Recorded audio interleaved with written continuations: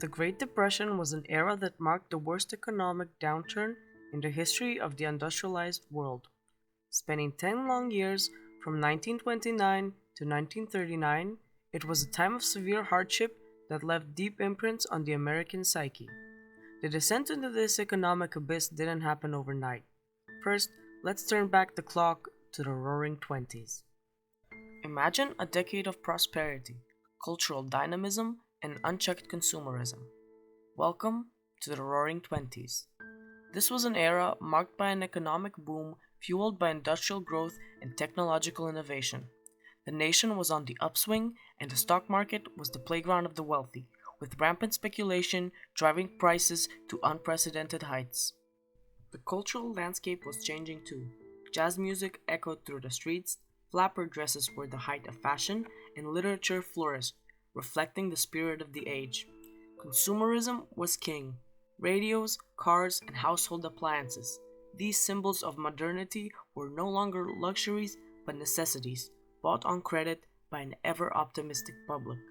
But not everyone indulged in this prosperity. The wealth gap was widening, and the rural poor were largely left out of this economic miracle. Beneath the glitz and glamour, debt was piling up, and the economy was dangerously unbalanced. Beneath the surface of this prosperity, an economic storm was brewing. October 29th, 1929. Wall Street was in chaos, the bubble had burst. It was a time when the seemingly unstoppable economic prosperity of the Roaring Twenties came to a grinding halt. The stock market, which had been the symbol of this boom, experienced a dramatic crash. In its wake, banks began to fail, confidence in the banking system disappeared, and a wave of panic ensued, leading to bank runs. People lost their life savings overnight. The economic backbone of the nation was crippled. The crash was not a standalone event. It was the culmination of a series of economic factors. Rampant speculation, lack of regulation, overproduction in industries, and an unequal distribution of wealth all played their part in this disaster. The Great Depression was not just an economic crisis, it was a human one. The lives of ordinary people were changed forever, marking the beginning of the end of an era. As the economy crumbled, so did the American way of life.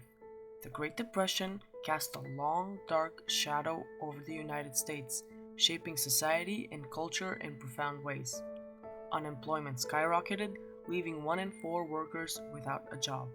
The widespread joblessness led to an increase in homelessness as families lost their homes and were forced to live in makeshift shanty towns, often referred to as Hoovervilles. Meanwhile, the Midwest was hit by an environmental disaster known as the Dust Bowl. Years of drought and poor farming practices turned fertile land into a desert, displacing thousands of families and adding to the economic hardship.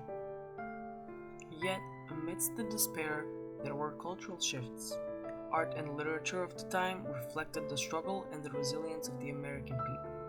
Big band jazz and swing music provided a much needed escape, while literature like Steinbeck's The Grapes of Wrath chronicled the harsh realities of this era. The nation looked to its government for relief and for recovery. In the midst of despair, a new hope emerged in the form of the New Deal.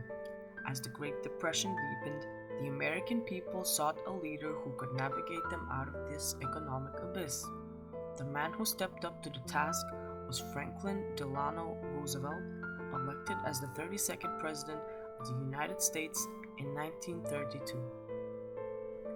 Roosevelt's New Deal was a series of programs and policies aimed at relief, recovery, and reform. Relief for the unemployed and poor, recovery of the economy to normal levels, and reform of the financial system to prevent a repeat depression. Programs included the Civil Works Administration that created manual labor jobs for millions, the Social Security Act that provided an income for the elderly and unemployed, and the Fair Labor Standards Act that established a minimum wage and maximum working hours. The New Deal had a profound impact on American society and the economy.